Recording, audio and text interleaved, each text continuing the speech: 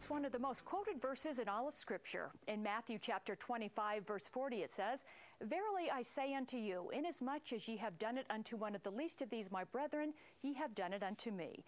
It's a scripture that may best define what the church has been doing the last 60 years for the homeless. Brooke Walker has the story. There's something very special about this place. This place is Welfare Square, home of the Bishop's Storehouse and a place most people have never heard of, transient services. Back in the 1950s, there was a lot of need in Salt Lake. There were a lot of homeless people, a lot of transient people that were in downtown Salt Lake asking for money. My understanding is that many of the brethren would even take money out of their pockets to help those who were really poor. So for more than 60 years, the church has helped those with great needs, never turning anyone away. Though it's not a large part of the welfare system as a whole, it's important to those they serve. Our goal would be really to preserve life, to relieve suffering, and to help people become self-reliant. They're looking for food, they're looking for shelter, they're looking for clothing. Sometimes they just need somebody to listen to them. Oh yeah, thank you. You're welcome. In Salt Lake City, they see nearly 100 people every day. Their primary clientele being refugees, those recently released from correctional facilities, as well as the homeless. But they also see entire families and single moms. One of the things that we try to do is ask everyone that we talk to, everyone that comes in for assistance, to work to the extent of their ability. So it could involve working in the storehouse, it could be over at the cannery or Deseret Industries or the Deseret Dairy or even the bakery. What we want to do is ask them to do something that requires effort so that they don't feel like they're getting a handout. Nobody wants a handout. But everybody, Gardner says, is grateful for what they're given. And Gardner is equally grateful for the chance to serve.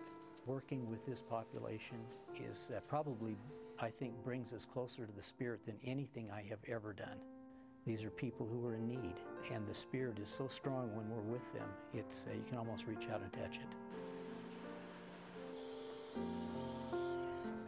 Thank you, Brooke. The church has 9 transient services locations where caseworkers help hundreds of people seeking assistance every day. For some of us, acting on a prompting to serve can lead to life-changing opportunities. Brandon Jackson from Cleveland, Ohio, shares his story. I do this because I believe that it's incredibly important to link service and charity to your faith.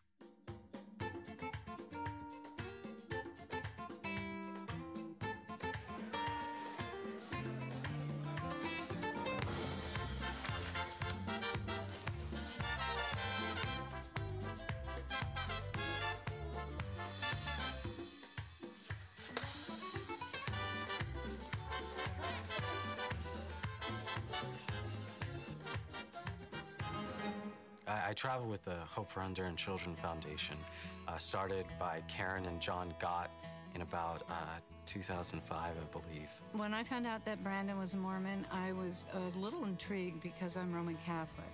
But Brandon's faith is what Brandon's all about. In 8th grade, Karen came to our school during the spring. Brandon was in the audience, and I was appealing to them to help me support the boys of Flora Soul. She gave us a speech and showed us a slideshow of what she does down here. The mission statement is to help these orphanage projects. Life has dealt them these terrible things, and it really just struck me, and something said, you need to go talk to her. This is something you have to do. And honestly, when I got that prompting, I actually denied it at first, and I was like, you know what? There are lots of people who go out and do that stuff. Why would I make a difference? I'm 14 years old. I actually got up and started to walk out of the room, and again, the feeling came over that I had to talk to this woman. Brandon, at the end of the presentation, stood up and said, "Hey guys, we can't let this go."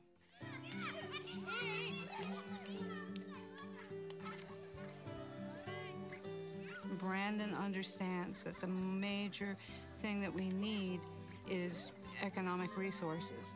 So he goes home and raises funds for us consistently. It's gone on for 5 years, and he raises several $1,000s a year. If you have a good balance of faith and service in your life, I think you can really have a phenomenal experience of just living. He's become like a partner in this entire project, and he changed life for boys here.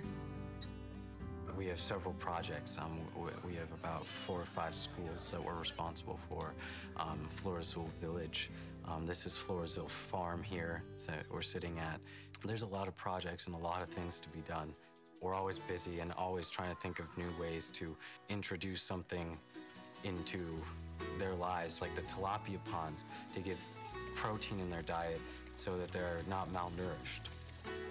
Giving them hope for the future, giving them tangible things that they can use to improve their lives. I think that's what's incredibly satisfying about it.